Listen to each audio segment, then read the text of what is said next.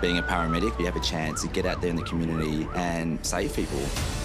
Open your eyes. Where's Mum? They're in their darkest hour and they just hand you all their trust and say, here, you help us. Our priority is just to make sure that you're okay. I really enjoy going to someone and turning that frown upside down. Give me a big smile. We've got you. Delivering a patient to hospital in a better state than what they were in is phenomenal. He'll be all right.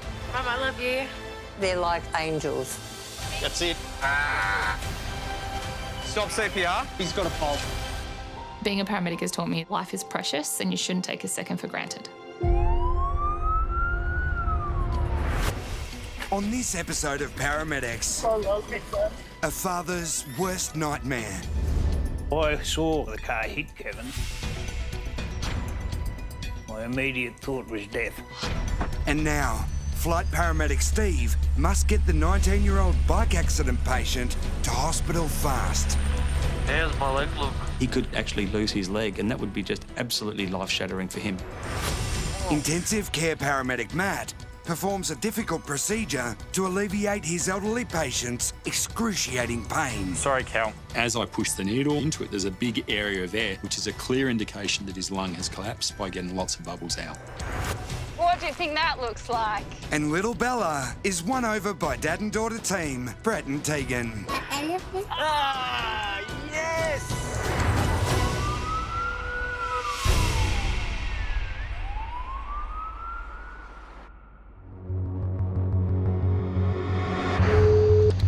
Emergency services. Okay, tell me exactly what happened. My husband had a fall. Okay, how old is he? 85. And what part of the body was injured? Look, I think it's his ribs. Okay, is he having any difficulty breathing? Yes, but he's got emphysema and lung cancer. Okay, an ambulance is on its way. A Code 1 dispatch for an elderly man with potentially cracked ribs from a fall immediately has mobile intensive care paramedic Matt concerned. When a patient has a lot of pre-existing medical conditions, people perhaps don't tolerate other injuries as a healthy person would because of all those conditions. Another ambulance crew has arrived minutes before Matt. Hello there. My name's Matt. Is it your dad? Yeah. Yeah, how's he going? Looks pretty grim, to be honest. Okay. Does Dad live here alone, or? No, he lives with my mum. Okay. So he's had a fall, he's prone to a lot of falls. Sure. Quite frail. Yep. Thanks. I'll introduce you to everyone. Hi, how you going? I'm Matt. So, Matt, this is Cal. So when I look at Calvin, I can see that he is acutely unwell. He's making noises with his breathing, which indicate it's hurting him every time he actually takes a breath. And his skin is moving as he's actually breathing, which is an indication that he's got air trapped underneath his skin. It says that Cal's had an unwitnessed fall at approximately 5 a.m, but was found a bit later by his wife. Has gone back to bed and been well, but then she said about 9 o'clock woke up complaining of that severe left-sided rib/abdo pain. Quite short of breath. And just this, like, really soft. It looks like he's got surgical emphysema in his arm, almost, I think. That's what we said. It's sort of everywhere. Surgical emphysema is where air escapes from the lung and then goes underneath the skin and starts tracking through various areas of the body. You're feeling inflated in your chest and in your arms and your neck and your face, and things are closing over, then obviously it would be very distressing for you.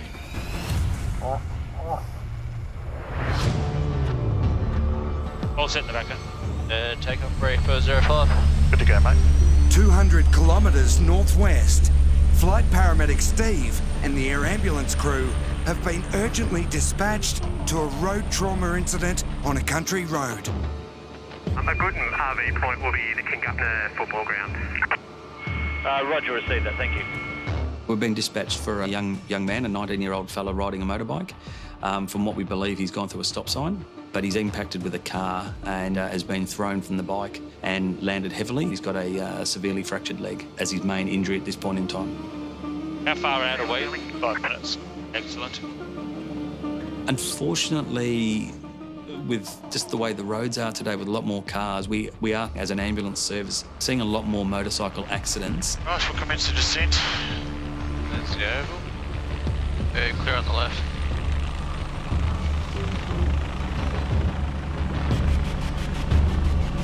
All right.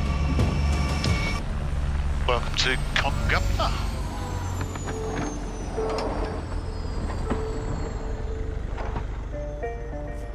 G'day. Hey, how are you? Feel good. Hey, bud, how are you?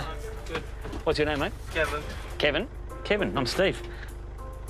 I can see that the crews on scene that have picked him up from the actual accident site, they've treated what they could with regards to spinal immobilisation, pain relief and IV access, and also splinting of the limb. What I'm going to do, Kev, I'm going to do a quick ultrasound on your tummy and just make sure you've got no bleeding around your pelvis or around your renal cavities. What do you do with yourself, mate? Look after my son mainly. Your son, how old's your boy? 2. How old are you, mate? 19. Jeepers. Started early. Good work. Already at 19, he's a father of a little 2-year-old, which is heartwarming to hear that. But it also adds a level of responsibility on my shoulders to think I really need to get this young man to hospital so he can go back and be what the most important role is, and that is father to his little one. What are you doing riding motorbikes with a son, mate? Because I was coming up to set up a camping spot. Oh, were you? A week. Yep. Yeah. And what happened today, mate? Just missed the intersection? Didn't see it, or? No, I didn't see the stop sign on the intersection because I thought it was a railway. Yeah. And you'd go straight over. I didn't know that there was a stop sign. There's going to be a little bit of pressure sort of pointing up in your tummy. I'm concerned that if I do find some internal bleeding, he could continue to bleed to a point where we will actually require giving blood or administering blood. Just take a nice big deep breath for me, mate. So I really need to be thorough with my assessment because I only carry 4 units of blood and we're a long way from hospital. Cal, hello, mate. Can you open your eyes for me? How are you feeling? Lousy. Lousy. We're going to organise some pain relief for you right now, Cal. Back in town, Matt is assessing 85-year-old Cal, who appears to have broken his ribs. It's there, is it? That's where the pain is? And there as well. Do you have pain in the back too? No? No worries. It's quite clear that he's in a lot of pain and discomfort. He's working hard with his breathing, and I can see that he's grunting with each respiration. We're just going to give you some pain relief up the nose, Cal. All right, you just keep breathing normally. You don't have to sniff. Just breathe, that's it. We'll give you 4, help with the pain. That's it. Sorry, it feels a bit funny. Couple more, just keep breathing normally. Just until we get that needle in. Watching on is wife of 61 years, Barbara, and their daughter, Liz. Seeing him like that, he's breathing very bad and his face swelled up and in so much pain is very, very tough. Cal's face wasn't swollen It's before? very swollen. Yeah. Just from this morning? Yeah. Markedly different. So just looking at him now, like he's broken a rib and some of the air in his lung is escaping underneath his skin, which is making it all bubbly and crackly. What did you actually land on, Cal? No worries. Sorry, Cal. You got little veins, Cal, and they're not doing much for me at the moment. He has a lot of air trapped underneath his skin, and his age and his pre-existing medical conditions means that his veins are actually quite brittle and hard to enter into. Sorry, Cal. We'll get one, mate. Don't worry.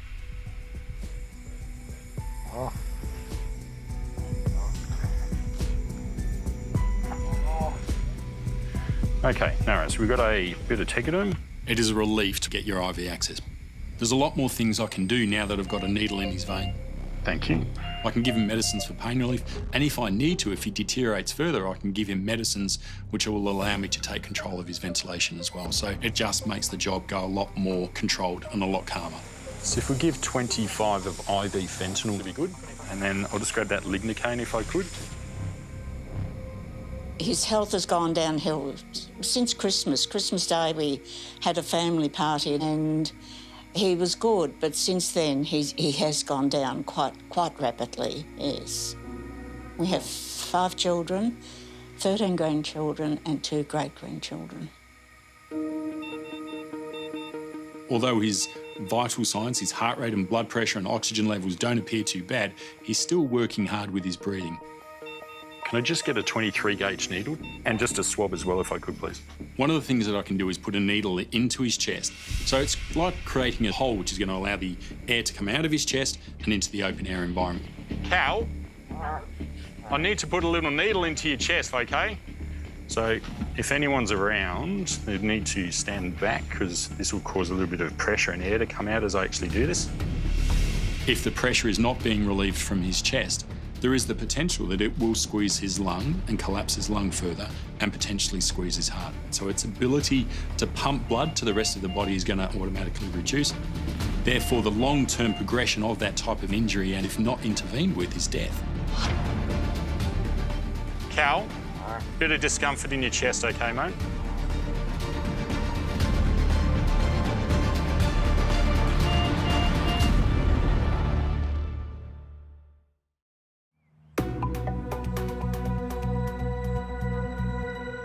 In country Victoria, Steve is finishing an ultrasound on 19-year-old motorcyclist Kevin, who was hit by a car after accidentally going through a stop sign. So you can go here. Sorry, a little bit there. But you can see it's clearly, there's no fluid around there, which is good. And he doesn't have any heart rate or anything suggestive of a bleed. So now that I've conducted a full assessment of Kevin and I've performed my ultrasound, I can't see any major hemorrhage. However, he could still have sustained a pelvic injury. And flying through the air and landing on the road. So just to be on the safe side, I'm applying a pelvic splint. It's a bit uncomfortable. It'll sort of go over your hips. Have you got undies on or you're freeballing? No, freeballing. Freeballing? Kev, you're living life to the extreme, mate. I live in life, yeah. Living life. With shorts. There's ladies here, Kev. Oh, no. There's ladies. There's ladies around. Freeballing on a motorbike? Jeepers. Must be freezing. I think we'll just go over the shorts, actually. Kevin doesn't have any underpants on. So for Kevin's sake, out of decency to him and to my fellow crew members, I decided to leave his shorts up and just apply the pelvic splint over the top, given the fact that Kevin's decided to go commando. Just going to pass this underneath you. Don't you wiggle too much. Yep. Mate, you got no piercings downstairs? I hope not. You hope not? Yeah. You'd probably know about it, mate. So just a little bit of pressure around that pelvis, mate. To the side. There we go, popped. Just giving you a little bit more pain relief, mate. Righto. And we'll come straight out. Is there anyone that needs to know? Dad knows. Dad knows, yep. Where's he? He was behind me. The car. Towing a camper trailer. Oh, okay, yep. So I saw the car hit Kevin and throw him away. My immediate thought was death. There was no movement. Could have been paralysed, it could have been anything. And I saw the mess of the car. I mean, the whole front of the car was wiped off, it's finished.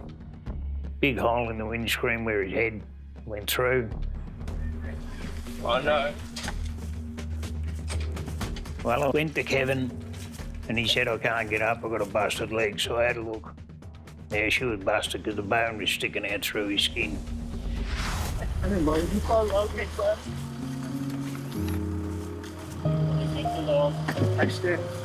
Okay. I just realised what a close bond he must have with his father. Thank you. Because I can see Kevin becoming quite teary. I will do. Love you. So what I see is another side of Kevin at this point in time for a young fella who's just gone through something so traumatic that he has an understanding of the impact that this could have on others. And I think that's just such an amazing thing to see from a 19-year-old man. He's a good man? You close with your dad? Thought he thought I was dead. Oh, understandable, mate. Sounded like a big impact. I'm sure he's very happy to know that you're not.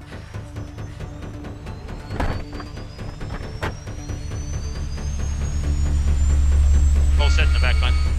OK, we'll lift off here with the middle of the oval and the departure will be to the northwest there, mate. Kevin fits into a time-critical category because he's got long bone fractures. 150 feet. There's potential there for circulation issues. And on top of that, there's also potential there for nerve damage. So the quicker we can actually have it stabilised in hospital and assessed, the better outcome it can be. Because the worst case scenario, Kevin could actually lose his leg, and that would be just absolutely life-shattering for him.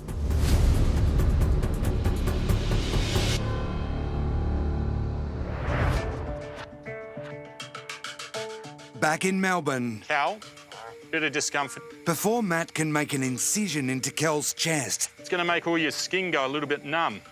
he gives him a local anaesthesia. It may release a bit of air as I actually go into his skin. As I push the needle into it, there's a big area of air and I'm getting lots of bubbles out, which is a clear indication that his lung has collapsed. Okay, sharp coming out. So the local analgesia makes all his skin become numb, so he's not going to feel any cuts or any needles into his chest. Then we need to make a small incision at that point that will allow the big needle that we use to get inside his chest cavity.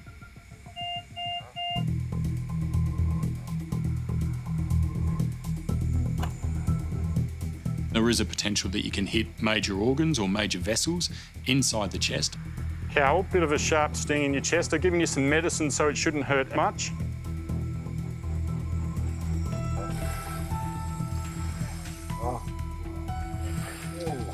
There we go. Then we remove the sharp part of the needle and take that away, and the plastic hub stays inside the chest cavity. Sharp coming out.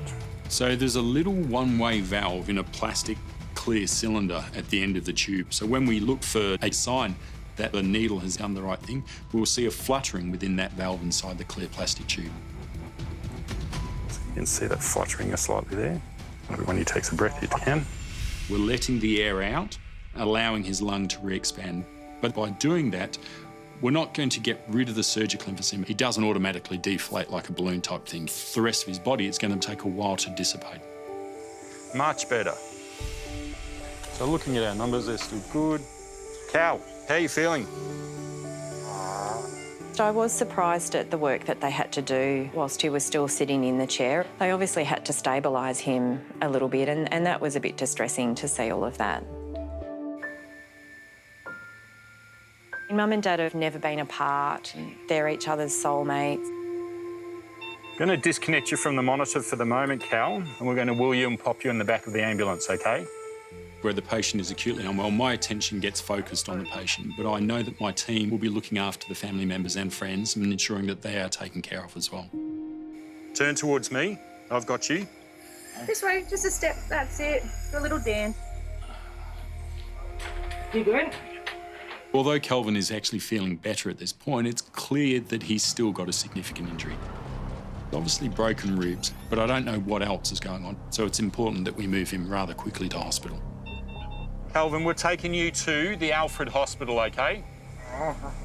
While Cal has been stabilised, All right, let's get moving. Matt needs to stay vigilant for the 40-minute drive to the major trauma centre at the Alfred. Are you right, Cal?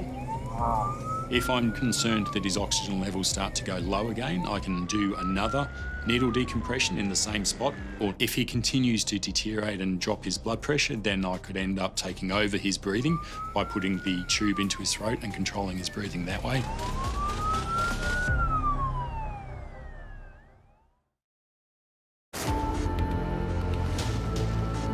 "19-year-old Kevin is being flown to Melbourne with a badly fractured leg. Hey, Kev, you can hear me, bud? You don't have any other pains anywhere, mate? Chest feels okay? Okay, awesome, mate. You don't feel sick in the tummy? No. All right, mate. We'll give you more pain relief. So now that we're airborne with Kevin, our job doesn't stop. We're always constantly watching any changes in the trends of his heart rate or his blood pressure. If he has a decreasing blood pressure and an increasing heart rate, I'm going to suspect that there's some bleeding that's now active or taking place internally. So we're always just watching that monitor and we're looking out for any signs or any changes. How's my leg look? Oh, look, mate, at the moment the colour's good. You know, the toes look fine. Looks like you're getting good circulation to it. Yep. But where the actual fracture is, mate, it's all bandaged up. So it just depends how complicated the fracture is, if any bones missing or whatnot, as to whether or not you need surgery or just plaster. I don't know, mate, that's up to the specialist down there. But Easy enough. But it's still attached, mate. It still looks like it's got good colour. Yeah. So that's amazing. Easy, thank Cool, you. mate. Righto, Melbourne. Only about 2-3 minutes, yeah? Yeah. Like any job that we do on HEMS, it's always a relief when the hospital is in sight, especially coming from rural areas. We're in the air, we don't have the availability just to stop on the side of the road. And in Kevin's situation, I'm really comfortable to see that he's actually travelled very, very well, despite the fact that he's still got pain with his leg. He hasn't shown any signs of any hemorrhaging, which is a huge relief. It's 380. The Royal Melbourne Hospital, Kevin's going to be met with a trauma team and they'll conduct their own assessment just like I conducted mine. And based on what they find, he'll either go for scans or he'll be sent off for surgery with the orthopaedics team in an attempt to fix his leg.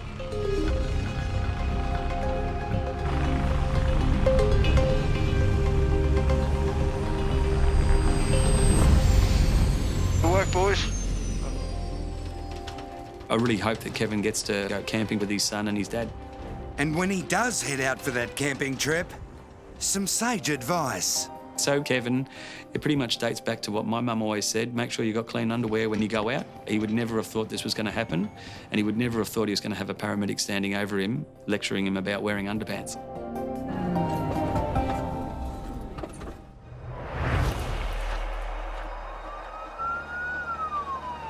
How you going, Calvin?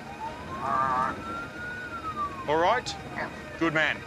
Despite saying otherwise, Matt knows his 85-year-old patient, Cal, is in a lot of pain with fractured ribs and a punctured lung. Calvin, I'm just going to give you a sting on the end of your finger and I'm just going to check your blood sugar level. You've pretty much had everything done to you today, haven't you? Dad's a lot of fun, very cheeky. I do remember him just trying to make us laugh all the time. So if SAT's good, end-tidal's good, blood pressure's good, heart rate's good. What a day out for you, Calvin. I think Cal is a tough man. I imagine that the level of discomfort he has experienced over the last 3 or 4 hours that he's had this injury is intense, and he's sitting there tolerating all of this very, very well. You all right there, Calvin? You okay? Unfortunately, our roads are not beautifully smooth all the way to hospital, and you can have lots of pain relief on board, but if you've got broken ribs, every time you hit one of those bumps, you're going to feel it. So he's a very strong man and he's putting up with an awful lot. What have you missed out on for the weekend? No birthday parties to go to? Yours is coming up soon, isn't it? So a couple more weeks, it's your birthday. No. Just a bit of cake for the birthday would be all right, wouldn't it? Nice bit of cake. Calvin, we're on Punt Road at the moment, and we're about to turn into the Alfred Hospital, OK? Not too much longer. You've done really well.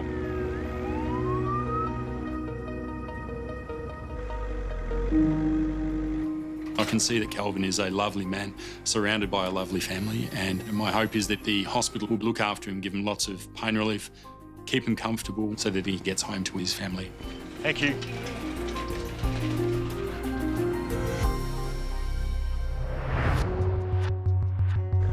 On the other side of Melbourne, paramedics and good friends Taz and Erica have just been called to a suspected drug overdose. It says call taker can hear patient crying, and she said her head hurts. She had heroin 10 minutes ago. Oh, there you go. So if it is an overdose, seeing safety is always number one for these types of jobs, isn't it? Yeah. So if she has had some heroin and she's drowsy and having some breathing issues, we can look at giving some Narcan. We'll just see how she's responding to us. Yeah. We'll just be very careful, just looking out for any sharps and uncapped needles, that sort of stuff. Yeah, exactly. We never quite know what we're going to be walking into, and there's always a risk of potential violence and unpredictability in these cases. So we do have to be really vigilant, because if we become hurt or injured, then we're unable to help other people. So we just keep our wits about us.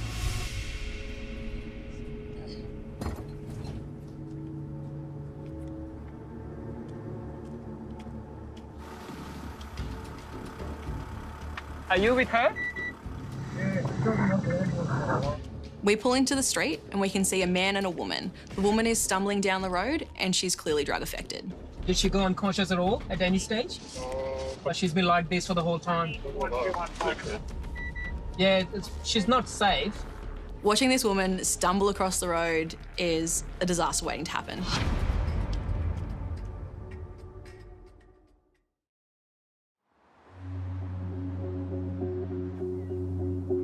Has she taken some heroin? Yeah. Like how much? Quarter of a 50. Yeah. How long ago? Okay.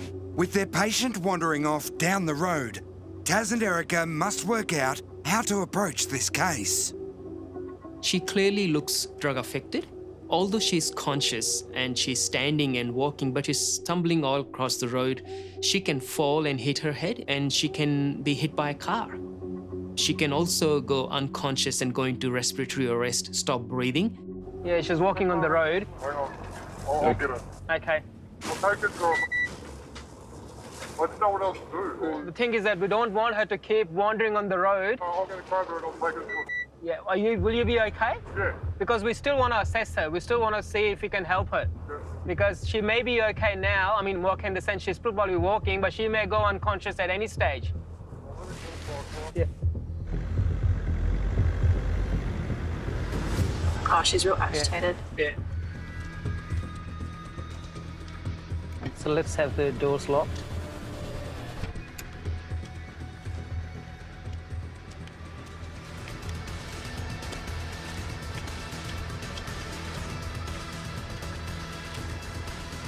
You okay?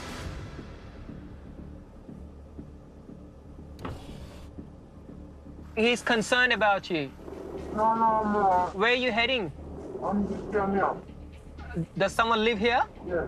Who is that someone? Can we see that you go okay? Is that okay? You walk and we'll follow you.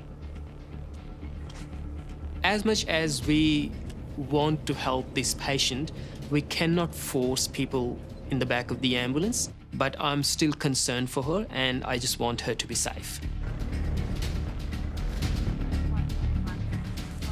So very unpredictable patients. Yeah, they are, aren't they? I think my only thing is she reaches the home safely. Yeah. That's the only thing. Yeah, of course. Yeah, the other fella's with her. Like, I'm happy. I guess we can take a level of comfort in the fact that we know she is going to somebody's house who can be there to observe her when she is in this drug-affected state, so that if something does go wrong, if she does lose consciousness or if she does stop breathing, there is somebody else there who would then be able to call 000 to call us back so we can come and intervene. The patient and the man have arrived at their mate's home and disappear down the driveway. RC139.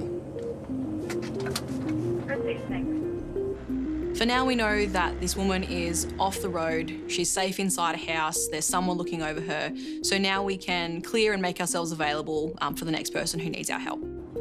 That was interesting, Taz. It was very interesting. Yeah. There's often people judge for their lifestyle. Yeah, you know? yeah, like, definitely. Or drugs or alcohol, there has to be a reason, no one wants to do this. No. We don't judge for people for not at all what lifestyle they choose. Not at all.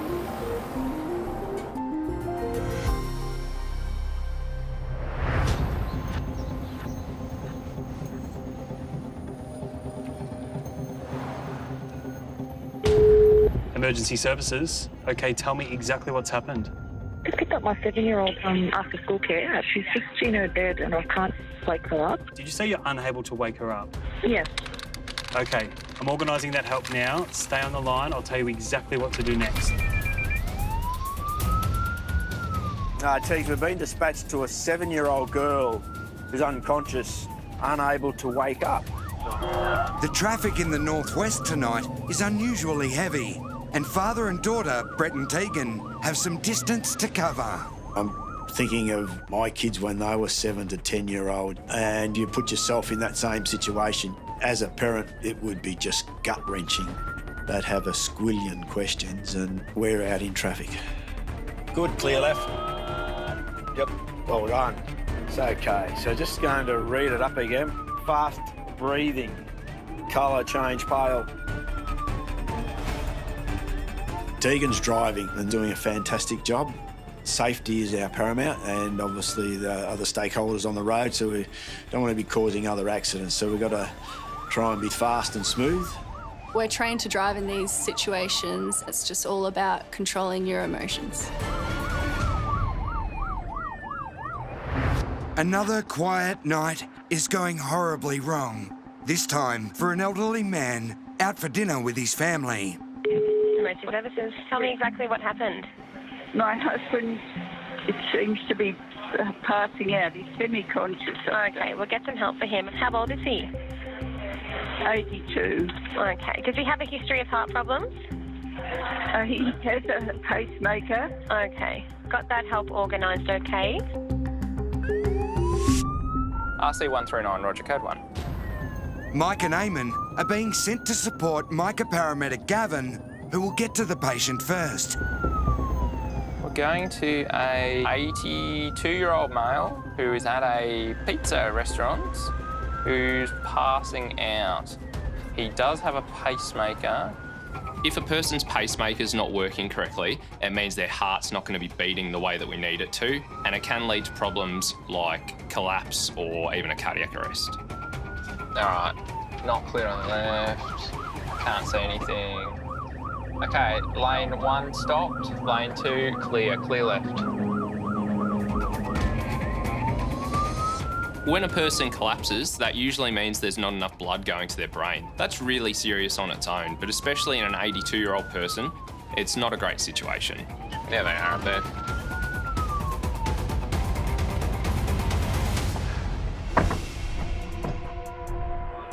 Evening, has our colleague come through here?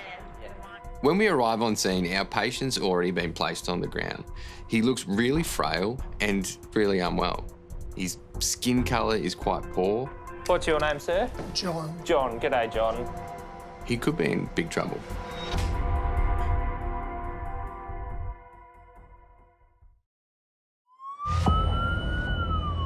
It's the dispatch paramedics dread as father and daughter Tegan and Brett race to the home of a 7-year-old child found unconscious in bed by her mum. I wonder if she's got any respiratory problems, asthma or anything like that. Bit of an unknown. Anaphylactic to something. Should have like a congenital heart condition. Yeah, I suppose so, yeah. You can imagine the minutes would seem like hours to the parents waiting for us to get there. You have to just sort of keep mum and dad calm. If we keep them calm, things should be better, but they'll be pretty upset to have their child non-responsive. When you have kids of your own, it can be quite emotional. Yeah. It's a pretty big driveway. Yeah, that's... A single responder paramedic is already inside. Hello? Me on the left. Hello. I'm Brett, this is Tegan. Hi, how are you? Bella. Hi, Bella. When we enter the room, see patient sitting up talking to the paramedic that's in there, but according to Mum, she was unconscious not so long ago. So we still need to do a full checkup on her. It sounds like she'd run herself into bed. Okay. And Mum's coming to check on her and tried to see how she was going, and she was quite drowsy or unresponsive at that point. So Jarrah, the single responder paramedic, tells us that he's already done a COVID test and that's come back negative, so that's a relief.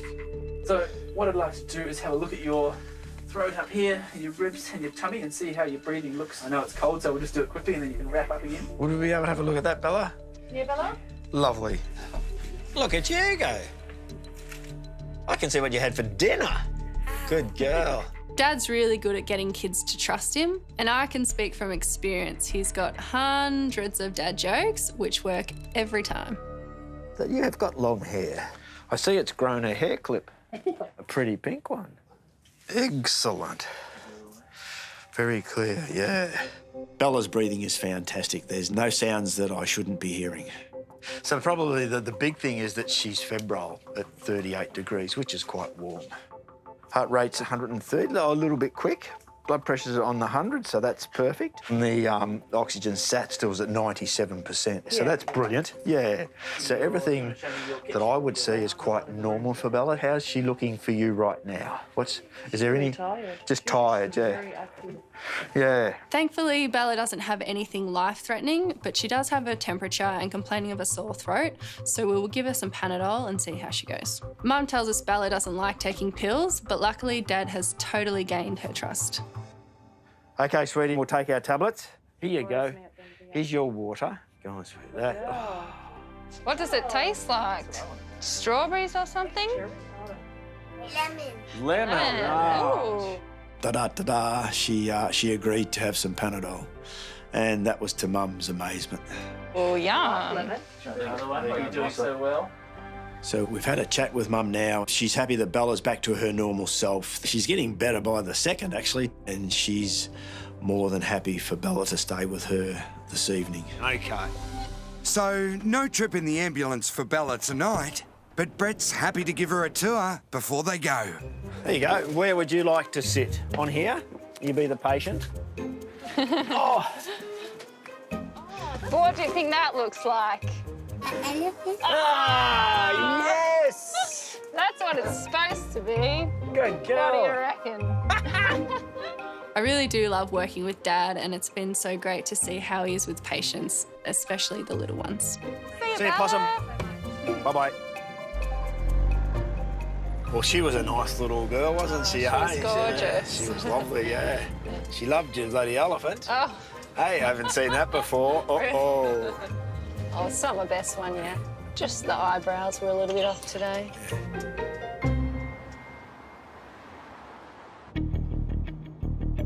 Mike and Eamon are supporting Micah paramedic Gavin to treat a man who passed out at a pizza restaurant. He's not been feeling well for a couple of days. Yeah. John's had a kidney removed 20 years ago. Sure. And his other kidney is in a degree of failure. It's on the way out. Blood pressure about 70. He's sitting at the table. So I've laid him on the floor. I want to set him up for some fluid. I wanted to ascertain firstly whether he can still excrete fluid. In order to fix John's blood pressure, we want to give a small amount of fluid into the vein. That'll mean there's extra blood going back to the heart and it's pumping more effectively, which will increase his blood pressure. What he did tell me was that they've changed his diuretics recently. Sure. So it's quite possible. Might be the culprit. Have you been for a wee a lot today? Yes. Yeah. So you may have excreted a little bit too much fluid and that's made you susceptible to I wouldn't be low surprised. blood pressure. Okay. We have to be really cautious when giving John fluid because he's only got the one kidney and even that's starting to deteriorate. One of the problems if we give too much fluid is that he's not going to be able to wee that out because his kidney's not working correctly. That can lead to problems like blood backing up and fluid entering the lungs, which can be quite dangerous. You like me to organise extrication or a bag of fluids? Let's get a bed. He's going somewhere, so... Yeah. We'll leave you on the deck for a little bit, and when we get to bed, I might get you to sit up on the stretcher. Yeah, we'll help you up. Anytime we're giving a patient like John fluid, we have to monitor them carefully. We give a little bit of fluid and then we measure their vital signs again. And we continue this process until we're happy that his body is in a stable state for transport. So what's going to happen, John? We're going to assist you to just stand up and sit on the bed. We don't want to work you too hard. Just push the bed in behind him. Ready, set, go. Straight there, that's it. Bravo, sir. Bravo. And you can lie your head back. 92 on 60. Okay. 102. 92. 92? Yeah. John's blood pressure has come up to the low 90s, which, although it's improved, is still not a good number. So we'll give you a little bit of fluid. We want to be careful because of the one kidney. That's not too good. By giving some fluid to John, I'm going to be able to prop up his blood pressure temporarily. But because the cause is still unknown, it's important we get him to the hospital quickly so he can be assessed and have that cause definitively fixed. Oh, now, this is most important. You have to give him a big smooch. Oh, yeah. There you go. Behave yourself. Look at him go. Excellent. Do you want to give him one as well? Give him a whack and he's just No problem. You're You'll most be all welcome. right. Thank you. It wasn't the food. No. Even though John's collapsed inside the restaurant, it's not the restaurant's fault. So it's important to do a little bit of PR work as we're getting John into the ambulance. Oh, it does smell good even through this mask. Did you get to have your dinner, John? Did I get any dinner? Yeah. No. Oh, we'll have to get him to put it in a takeaway for you.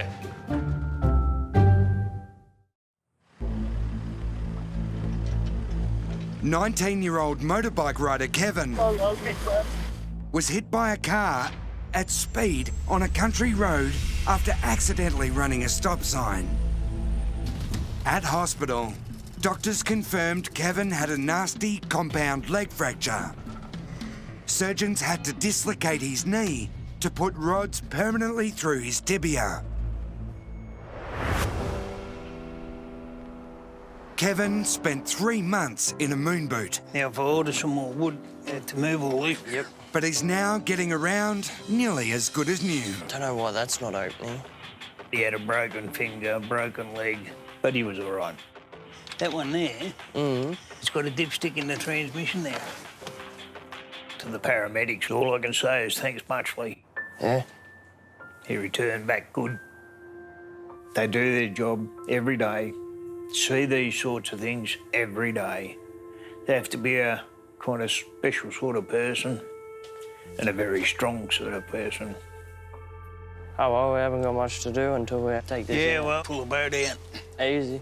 It was a day that neither Kevin or his dad will ever forget. Should have saw that stop sign. I knew Dad was behind me and, well, I was a little bit concerned for what he just saw. Yeah. He's my son. I'm his dad.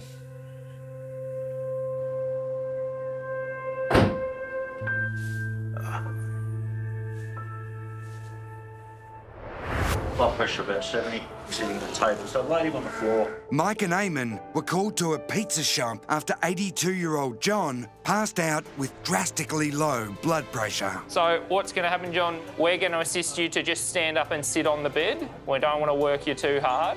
At hospital, it was confirmed John had volatile blood pressure, and because of his pacemaker and renal complications, it took doctors 2 days to work through a delicate balance of competing medications to stabilise him. Sorry, Cal. When the paramedics arrived, 85-year-old Cal was in a lot of pain and struggling to breathe after a nasty fall in the bathroom. What a day out for you, Calvin. At hospital, it was confirmed Cal had fractured 5 ribs, puncturing his lung. He was given further pain relief and sedated.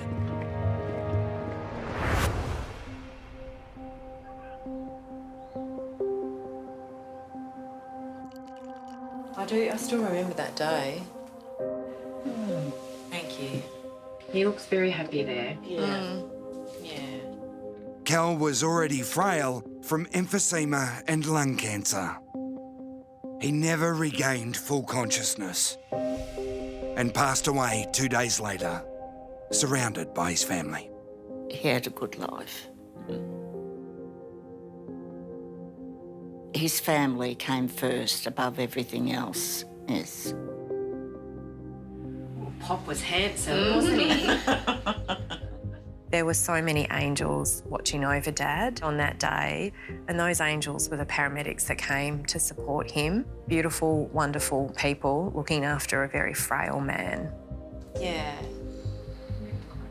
His laugh and his jokes, he had had quite a sense of humour, and I remember that, yes.